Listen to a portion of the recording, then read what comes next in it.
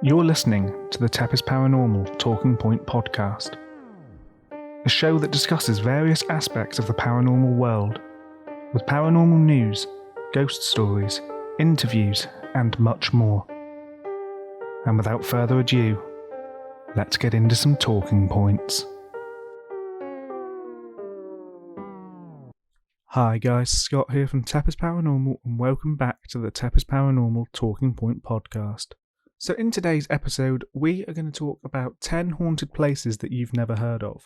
For this list, I've put together 10 different places that don't seem to get a lot of coverage, places that aren't very well known around the world, but all of these places seem to have interesting paranormal occurrences and stories linked to them. So to start us off, we're going to talk about the Hoya Batu forest in Romania. So the Hoya Batu forest is in the Transylvania region of Romania, and with masses of trees blocking out the sun, this forest is referred to many as the Bermuda Triangle of Romania. As with many forests in the world, Hoya Batu is said to be haunted by a number of entities and spirits. According to legends, a young girl disappeared in the forest, only to appear 5 years later with no memory of where she'd been for this entire time. Another story speaks of a shepherd and his flock of 200 sheep who vanished into the forest and were never seen again. The forest is also said to be subjected to a number of alien sightings, including in 1968 when Emil Barnea was in the forest with friends and, on this sunny August afternoon, saw something strange. Upon approaching, he and his girlfriend both saw a shining silver disc in the sky. Barnea captured 4 photos of the object, and these photos can be found online and are reasonably compelling. Some people are claiming that the objects in the photos could simply be weather balloons. However, investigators have been unable to find any reports of these in the area on that day. Furthermore, investigators have also analysed the photo negatives that were taken, and there's no evidence of tampering. People who enter the forest sometimes claim to feel uneasy and like they're being watched when walking through, and others have left with scratches and bruises that have no obvious cause. With evidence suggesting that settlements in the area date back to 6500 BC, the forest could contain the oldest settlement in all of Romania, and who knows how many lives have ended in this area. Finally, people within the forest have also reported disembodied giggles and screams, orbs floating near trees, faces within photos, and in some cases, glowing green eyes staring out at them from a distance. Next up, we have Luang Sawu, which is a landmark that can be found in Semarang, the capital city of the Central Java province of Indonesia. Initially, it was built as the headquarters of the Dutch East Indies Railway Company. The building, which officially opened in 1907, is known as a famous haunted house in the country of Indonesia. In Javanese, Luang Sawu translates to literally mean 1,000 doors, a name which comes from its numerous doors and arcs, as well as its roughly 600 windows that resemble doors. During the Second World War, the Japanese occupied the building and used its basement for interrogation, torture, and execution. It's said that the Japanese occupants would torture and hang people from the iron beams under the ceiling, and it's this area that's frequented by ghosts, many of which are said to be grief-ridden and attach themselves to those that walk underneath. Locals in the area reportedly refuse to enter the building, and tour guides are said to offer visitors a ritual which will allow them to see the ghosts within. Visitors have also reported hearing pained cries and anguishing screams from the basement of the building, and the ghost of a Dutch woman is often seen within. It's said that she took her own life at Luang Sawu. The building is also said to contain a number of headless schools, which is in keeping with one of the methods of execution used by the Japanese at the time, and the spirit of a headless Dutch woman is also said to be seen in the basement. It's said that she was killed by the Japanese army during the war. Finally, Luang Sawu has an urban legend linked to it of a kuntilanak that is said to haunt the building. This is a vampiric manifestation of a woman that died during childbirth. Said to appear as a pale-skinned woman with long hair, red eyes, and a white dress stained with blood, though this entity is said to be able to change its appearance into an attractive human to be able to prey on men and the vulnerable. Coming in third on this list, we have the Bogo Road Jail Museum in Brisbane, Australia. The Bogo Road Jail served as the main jail in Queensland, Australia for 100 years between the 1880s and the 1980s. Officially known as the Brisbane Jail, Bogo Road's first cells opened in 1883 and contained 57 cells. In the early 1900s, a women's prison known as the No. 2 Division was added to the site, and today this is the only part of the jail that survived. The No. 1 Division, which was the first building to be constructed on the site, was the scene of 42 hangings between 1883 and 1913, and this building was later demolished in 1996. Since 1992, the No. 2 Division has served as the Bogo Road Jail Museum, a museum showing a variety of prison-related paraphernalia, and with ex-officers and tour tour guides providing tours of the site. Former officers of the prison believed that Bogo Road Jail was haunted, with many ghost stories dating back to the 1930s. A large number of deaths occurred in the prison, including the 42 executions mentioned previously. One of the spirits in question is that of Ernest Austin, the last man to be hung at Bogo Road in 1913. His spirit was said to torment new prisoners at the jail, and this story was passed around the prison right up until its closure in the 80s. A number of tourists exploring the prison have reported experiences, with some claiming to have been touched, grabbed, and in some cases to have even spoken to spirits. There's also a female figure that's been sighted on the upper floors, with some suspecting that she could be the spirit of Ellen Thompson, the only woman executed in Queensland. Finally, the jail is also said to contain the spirit of a three-legged cat named Tripod, who visitors report hearing meow and sometimes also see rubbing himself on their legs. Next up, we have Aokigahara, one of the most well-known places on this list. The Aokigahara Forest is also known by the name the Suicide Forest, due to its reputation as one of the world's most used suicide sites. You may have heard of this location due to the 2017 Logan Paul controversy surrounding his video of the forest, which features the dead body of a suicide victim. The forest, which is on the north side of Mount Fuji, is known as a hotspot for suicides, with regular body searches taking place each year and the numbers reported being high each time. The forest is known to contain a number of paranormal reports and is considered to be one of the most haunted places in Japan, with believers in the paranormal reporting a high number of yuri, ghosts that have suffered unnatural deaths, as well as reports of demons in the area. During a Vice documentary taking a tour of the forest, a creepy curse was found, with a Jack Skellington-like doll without a face being nailed onto a tree in a kind of upside-down crucifix, which a local tour guide who was taking the film crew around claimed they nailed this character upside down as a symbol of contempt for society.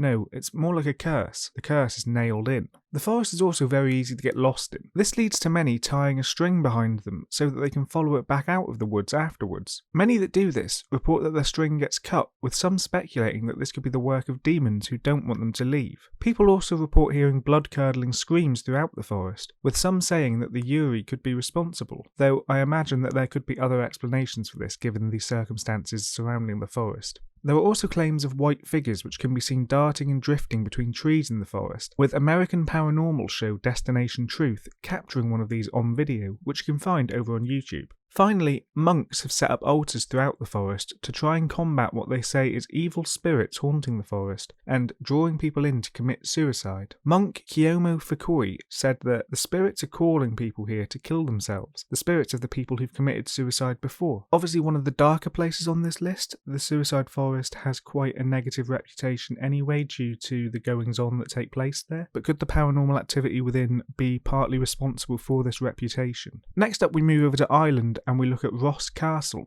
Ross Castle is a stronghold that began construction in 1533 and was built by Richard Nugent, the 12th Baron of Delvin, to overlook the enemy O'Reilly's territory. The tower of the castle was complete in 1537, and the Great Hall and other extensions were finished in 1539 by his grandson, the 13th Baron. The Castle of Ross housed Miles O'Reilly in its walls in 1644, the night before the Battle of Fenea, where he was slain. The British then reduced much of the castle to ruins, and the tower and some outbuildings were rebuilt in the 19th century by a descendant. In the 1900s, David Nugent rebuilt the entire compound as a family estate. The castle is said to be haunted by Sabina, the daughter of Richard Nugent. Caught in a forbidden love with Orwin, the son of an O'Reilly chieftain, they decided to elope one day and left to seek fortune together elsewhere. They boarded the longboat on the loch and decided to leave, but a sudden storm caught them by surprise and the boat overturned. Sabina was rescued, but Orwin drowned. His body later found. Sabina locked herself in the tower and didn't eat or drink until she fell into a deep sleep from which she never awoke. Sabina's spirit is said to haunt the castle walls, with visitors having frequent encounters with her spirit, which is said to be searching for her lost lover relentlessly until the day she's reunited with him. Her father's spirit has also been sighted at the castle on numerous occasions. Next up, we have the island of Daxa in Croatia, which is a small, uninhabited island in the Croatian part of the Adriatic Sea. Found near Dubrovnik, the island was the site of the Daxa massacre in 1944, when a group of Yugoslav partisans entered Dubrovnik and arrested more than 300 100 civilians suspected to be Nazi collaborators. 53 of those arrested were taken to Daxa and executed without trial, including a Catholic priest named Peter Parisha and Niko Koprivica, Dubrovnik's mayor. Since this time, the island's been subject to numerous ghost stories, with many of those killed on the island said to be seen and heard still to this day. It's reported that these ghosts are the reason that this island's been unable to sell despite being on the market for many years, and also where the island gets its nickname, the Island of Ghosts. Moving on again, we have the Felt Mansion in Holland, Michigan.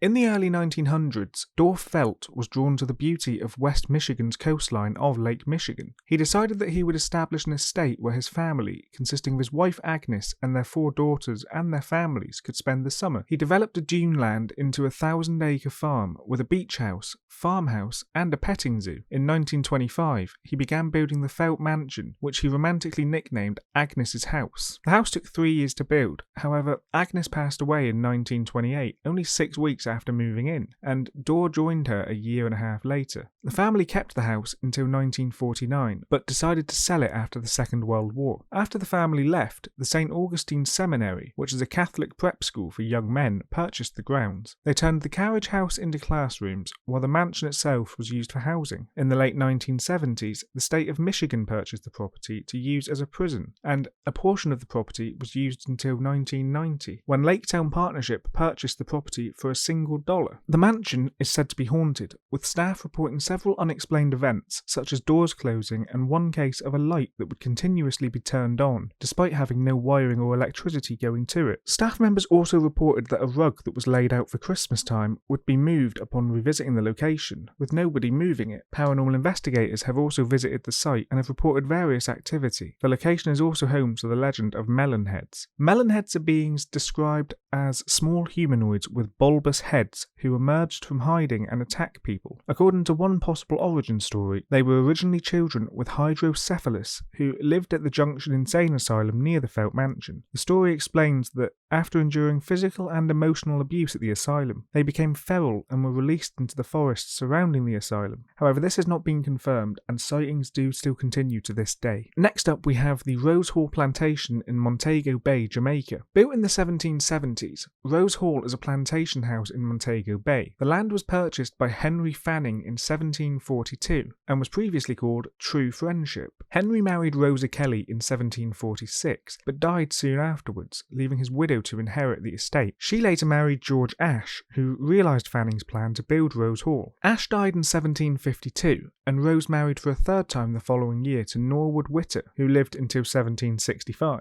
2 years later, in 1767, she married again, this time John Palmer, who owned an adjoining plantation. Rosa died in 1790, leaving the property to her husband, and it later ended up in the possession of his grandnephew, John Rose Palmer. He married Anne Mary Patterson in 1820 and died in 1827. The estate had about 650 acres divided among sugarcane, grass, and pasture for cattle, and had roughly 250 slaves working on it at any one time. The most famous legend of the property is the spirit of Annie Palmer, who's said to haunt the grounds as the White Witch. The story goes that Annie was born in Haiti, and when her parents died of yellow fever, she was adopted by a nanny who taught her voodoo and witchcraft. She later moved to Jamaica and married John Palmer, but supposedly murdered him soon after. She then married 2 more times, and both of her next husbands suffered similar fates. Annie was said to have been murdered herself by a slave named Taku, and her spirit may still be linked to the location, with investigators regularly communicating with several spirits named Annie, as well as another spirit said to be named Rosa. Author Benjamin Radford has claimed that the story was fictionalized and that Annie Palmer never existed, but instead has been confused with Rosa Palmer, the Hall's original mistress. But still, stories of the White Witch of Rose Hall are still told, and many still report unexplained activities at the location to this day. Next up again, we have the Eden Brown Estate in Nevis. The Eden Brown Estate was a plantation found on the island of Nevis in the Caribbean. The estate was originally a sugar plantation, however cotton was grown there until the mid-1900s. The plantation is said to have been built in around 1740 by a man named James Brown, and it had a great house as well as several outbuildings. His son of the same name managed the property until he left the estate to his sister Elizabeth White in 1797 when he became too unwell to manage it himself. Elizabeth eventually sold the property to Edward Huggins. The estate, which is now in ruins, is said to be the home to the ghost of Miss Huggins. The story tells that in 1822, Julia Huggins was set to marry and move into the estate with her future husband. However, her fiancé and his best man killed each other in a duel. This is where different versions of the story come into play. In one, the best man was having an affair with Miss Huggins. In another, the groom was cheating with the best man's girl. And in the third, the best man is said to be Julia's brother. Whichever way you look at this, Miss Huggins had no happy ending, as she's said to have lived the rest of her days in solitude and can still be found in deep sorrow and searching for her lost love, who in some sightings and experiences also haunts the area. Finally, we have the Big Bull Tunnel in Virginia. Buried in the mountain of Virginia lies the site of the Big Bull Tunnel. The tunnel is said to be the site of a number of tragic accidents through the years. It's suggested that the tunnel was constructed at some point in either the 1870s or 1880s and took 3 years to complete. The construction process was not without problems, as there was a number of rock slides, cave-ins and floods, even though there was no evidence of unstable soil in the area. It's reported that several people died in the tunnel, including 3 men who died in accidental explosions while working. In 1900, a freight train collided with an engine and several crew members were injured and 2 died. Later, an experienced engineer was thrown from the train and died in the tunnel in 1901, and another engineer suffered a similar fate in 1904. It's said that in 1905, railway officers were inspecting the tunnel when John Peary, a flagman who'd entered the tunnel, came running out claiming he'd heard unearthly voices and sounds. Peary re-entered the tunnel with 2 other men to find the cause and investigate further, and they heard moaning coming from behind the bricks within. One of the men asked, "What do you want?"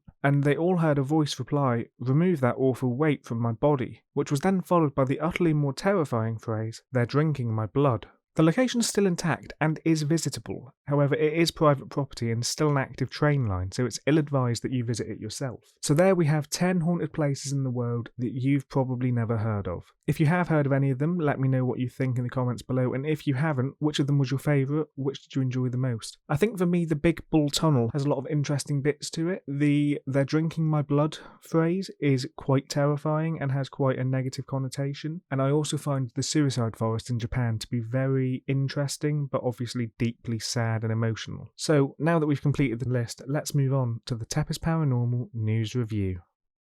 As you know, I do a lot of paranormal investigation, and when I do, I like to be comfortable, which is why I wear clothing from allegedlypossiblymaybe.co.uk. With a wide range of high quality clothing available for low prices, I strongly recommend checking out their website and buying some clothes.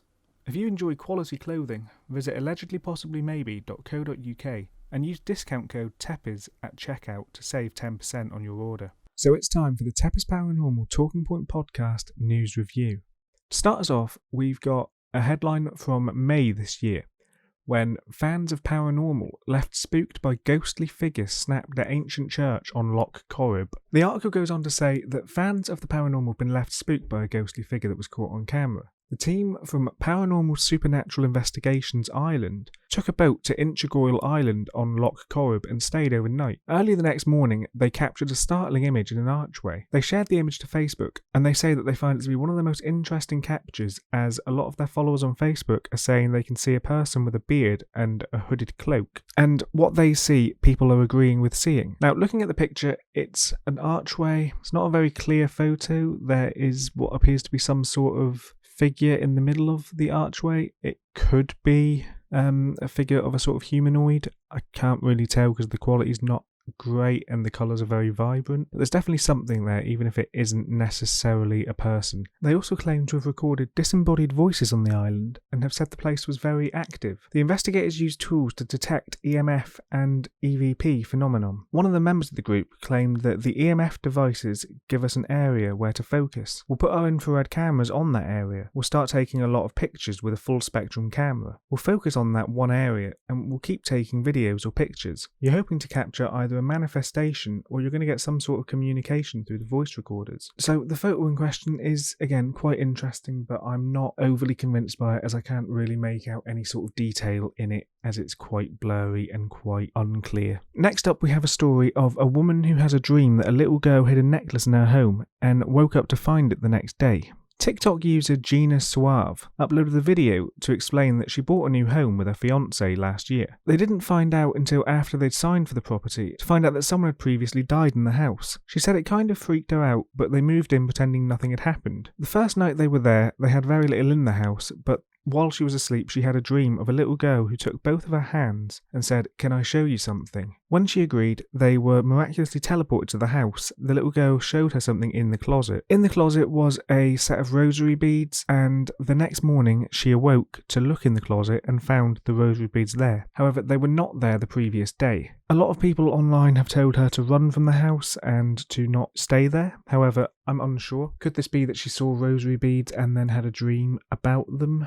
Didn't necessarily realise she saw them the day previously, and then the dream led her to believe that the little girl had put them there instead of that she'd just seen them and was thinking about them. Finally, we have ghost hunters who capture the Shining twins on camera at Britain's most haunted hotel. Lee and Lindsay Steer reckon spooky activity at Liverpool's Adelphi Hotel could be caused by child spirits. The ghost hunters visited the hotel while they were away for the weekend looking at ghouls. The 402-room behemoth of a hotel has a history dating back to 1826. As soon as they arrived, they detected an eerie presence and heard scratching noises there. In a live stream video, a viewer claims to have noticed twins from Stephen King's The Shining stood behind them. There is a screenshot of this, and there are two strange, very short, child sort of like figures in the background. They're not full figures, they're almost transparent. You can see through them. They're sort of like shadows. The freeze frame that's been provided is very blurry, so it could really be anything in that corner. But it's interesting. One of the first things they claimed to have noticed was the weird lift. They were filming by the lift and it opened for no reason with nobody inside. They had heard the lifts do what they like from other people that had stayed there, but to see it in person was very strange. And they also kept hearing whistling noises from the lift as well as scratching noises in their room. As a part of the pair's paranormal venture, they Facebooked live their trips to allow people to watch at home in their own time. They said they only saw the silhouettes of two children in one clip when an eagle-eyed viewer pointed it out to her on social media, and she said, to her it looks like two children, and she feels like one of them is a girl. It reminded her of the twins from The Shining. They also used one of their paranormal devices to speak to some of the spirits, but the only response they had was somebody saying what I believe, it's been heavily starred, but I believe is "you bastard." And it isn't just the halls of the hotels where they said they saw souls from beyond, as they also had some weird experiences in their rooms. Supposedly when they came in the room, they closed the door, and on occasions the door would end up being wide open. The main bedroom was also really cold, but then the bathroom would be really warm. The temperature would change by about 10 degrees really suddenly, even though they didn't have any windows open. I mean, that could be air conditioning in one of the rooms that they didn't notice, but bathrooms tend to have fans to extract, smells and steam, so it could be caused by that. But it's an interesting hotel. I have heard previous stories about this hotel, and it's a place that I would be interested in one day visiting and staying, as well as investigating further. But for now, that brings us to the end of this episode of the TEPIS Paranormal Talking Point podcast.